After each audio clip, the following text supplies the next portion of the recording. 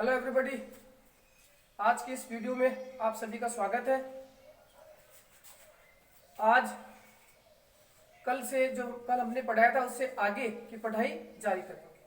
कल आपको मैंने 3 प्रश्न होमवर्क के रूप में दिए थे। आप सभी को मिलान करना है और गलतियों को सुधारना है। पहले प्रश्न का उत्तर होगा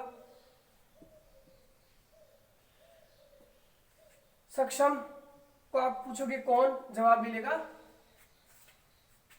आप। तो आपका सब्जेक्ट बन गया आप। यू के साथ यू जो है वो बहुवचन करता है। इसके लिए आपको हेल्पिंग वर्ब आर का प्रयोग करना पड़ेगा। नाउन लगाओगे कैपेबल, सक्षम को आप कैपेबल कहते हैं अंग्रेजी में। तो हो गया आर यू कैपेबल। उसके बाद वर्ब का प्रयोग करना है जीने में।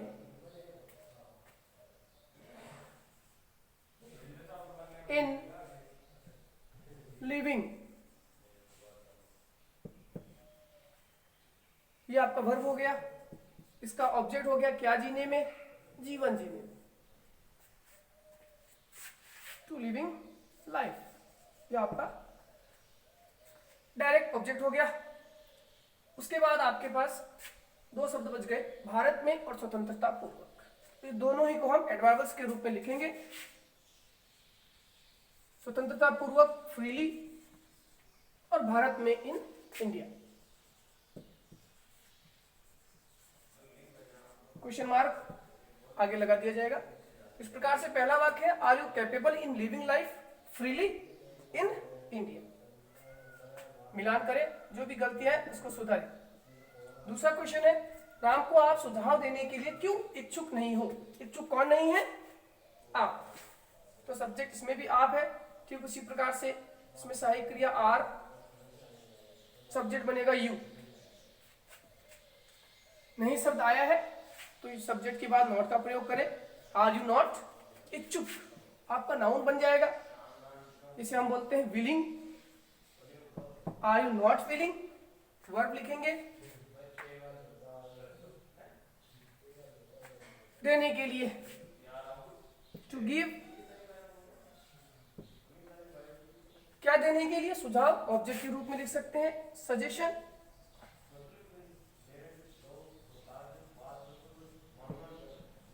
To give suggestion. और अदर्स के रूप में, अदर्स है नहीं, सेकेंड ऑब्जेक्ट है इसके अंदर, टू राम।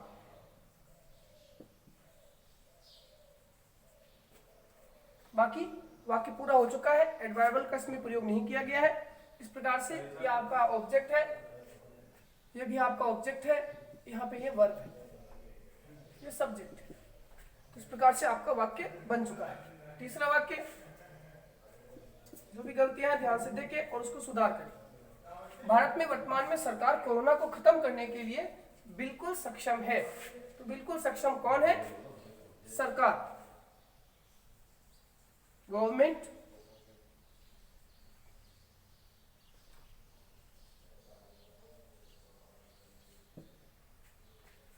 इसका प्रयोग करेंगे। सक्षम, बिल्कुल सक्षम आपका नाउन है। क्वाइट कैपेबल, वर्ब लिखेंगे टू इरेडिकेट, खत्म करने के लिए। क्या खत्म करने के लिए, कोरोना। कोरोना भारत में और वर्तमान में एडवर्ब्स बन जाएगा। In India, at present. आपका तीनों वाक्य बहुत ही सरलता से बन चुका है। 2 वाक्य प्रश्नवाचक है, 1 वाक्य साधारण है। आगे के वीडियो में अब आज की पढ़ाई में आपको टेंस के बी फॉर्म में फॉर्मूला नंबर 3 का अध्ययन करेंगे हम सिंपल सेंटेंस के रूप में। देखिए मैंने एक फॉर्मूला सामने बोर्ड पे लिखा है जो पिछले फॉर्मूला से लगभग मिलता जुलता है। फर्क उसमें हैज और हैव का मैंने प्रयोग किया है इस आरएम की जगह। सूत्र वही है, subject has have not noun adjectives to verb के फर्स्ट फॉर्म ऑब्जेक्ट अदर्स। फर्क केवल इसका हैज हैव का है। अब इस सूत्र का प्रयोग कैसे करना है, किस प्रकार के वाक्य में करना है, आप नीचे जो मैंने लिखा है उसे आप पढ़ें। वाक्य के अंत में आए नाउन, जो वाक्य के अंत में नाउन आएगा, उस नाउन को आप कौन पूछने पर अगर आपको उत्तर मिले तो आप सूत्र संख्या 1-2 का प्रयोग करेंगे। लेकिन अगर कौन पूछने पर उत्तर ना मिले, किसके या किसके पास पूछने पर आपको उत्तर मिल रहा है, तो आप फिर सूत्र संख्या 3 और 4 का प्रयोग करेंगे। 3 जो है साधारण वाक्य है, इसका प्रयोग आप कर सकते हैं, और चौथे में प्रश्नवाचक वाक्यों का प्रयोग किया जाएगा। तो देखिएगा वार आज का।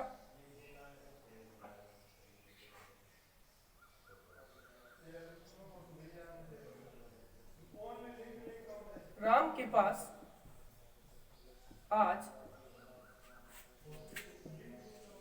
तुम्हें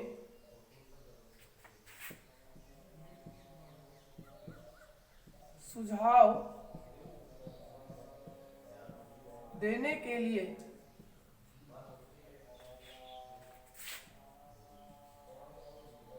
समय नहीं है। प्रश्न है अपना, राम के पास आज तुम्हें सुझाव देने के लिए समय नहीं है। अंत में नाउन आया है समय। इस समय को हम पूछेंगे कौन, तो आपको जवाब नहीं मिलेगा। समय कौन नहीं है, जवाब नहीं मिलेगा। तो आप सूत्र संख्या 1 और 2 का प्रयोग ना करें। अब इससे आप एक प्रश्न करें, किसके पास पूछने पर आपको जवाब मिल रहा है, राम के पास।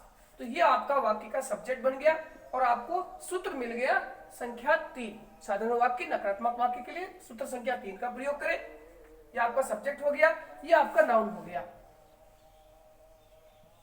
फिर वर्ब खोजने के लिए, यहाँ पे देने के लिए ये आपका वर्ब हो गया। क्या देने के लिए, सुझाव देने के लिए, ये आपका ऑब्जेक्ट हो गया, डायरेक्ट ऑब्जेक्ट। और फिर उससे पूछे किसे देने के लिए, तुम्हें, ये आपका इनडायरेक्ट ऑब्जेक्ट हो गया। बाकी जो बचा है उसको एडवर्ब्स के रूप में प्रयोग किया जाएगा। तो दिए गए सूत्र से अब आप इसे आसानी से बना सकते हो। आपको पहले सब्जेक्ट लगाना है राम, ये के पास जो है उसके लिए आपको कुछ नहीं लगाना है। इस सहायक क्रिया में इसका प्रयोग आ जाएगा।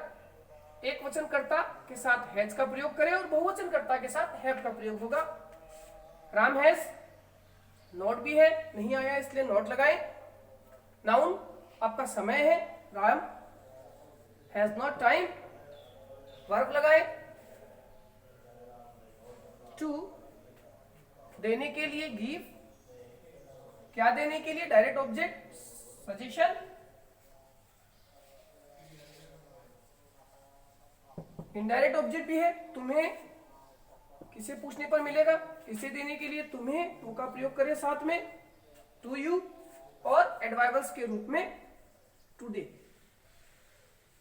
इस प्रकार से आप इस सूत्र के माध्यम से ऐसे समस्त वाक्य को बना सकते हैं जिसमें नाउन से किसके पास पूछने पर सब्जेक्ट प्राप्त हो। बहुत ही आसान तरीका है, सरल तरीका है।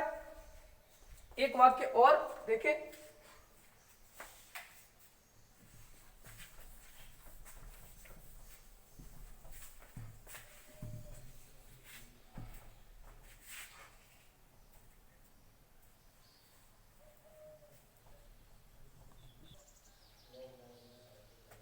हमारा अगला प्रश्न, अध्यापकों के पास विद्यार्थियों को पूछने के लिए आज कोई प्रश्न नहीं है।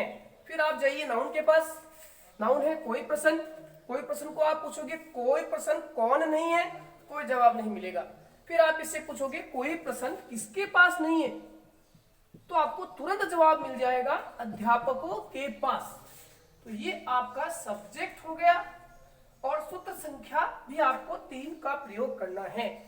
इसमें आगे नाउन जो है पूछने के लिए, वर्ब हो गया, क्या पूछने के लिए, उत्तर नहीं मिल रहा है किसे, विद्यार्थियों को, ये हो गया आपका इनडायरेक्ट ऑब्जेक्ट। और ये हो गया आपका अदर्स यानी एडवर्ब्स। आपको सब कुछ मिल चुका है, तुरंत आप दिए गए सूत्र से वाक्य को बना सकते हैं। सबसे पहले सब्जेक्ट के रूप में लिखेंगे टीचर्स। टीचर्स बहुवचन है, हैव का प्रयोग करेंगे। नॉट भी है, नॉट लगाएंगे। आपका नाउन है कोई प्रश्न, एनी क्वेश्चन। वर्ब है पूछने के लिए, टू आस्क। वर्ब के बाद ऑब्जेक्ट विद्यार्थियों को, इनडायरेक्ट है, टू का प्रयोग करेंगे, टू द स्टूडेंट्स। और अदर्स हो जाएगा टुडे। इस प्रकार से दिए गए सूत्र से बहुत ही आसानी से आपका ये वाक्य बन गया है।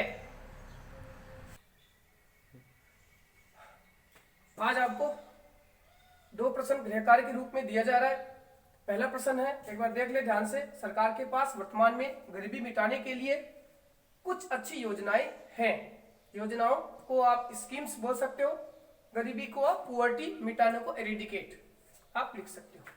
उसी प्रकार से दूसरा प्रश्न है, क्या कक्षा नायक आपकी कक्षा में अनुशासन बनाए रखने के लिए योग्य है?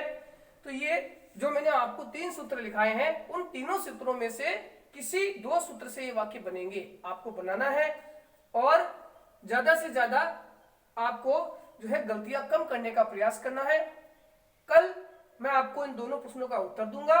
तब तक के लिए धन्यवाद।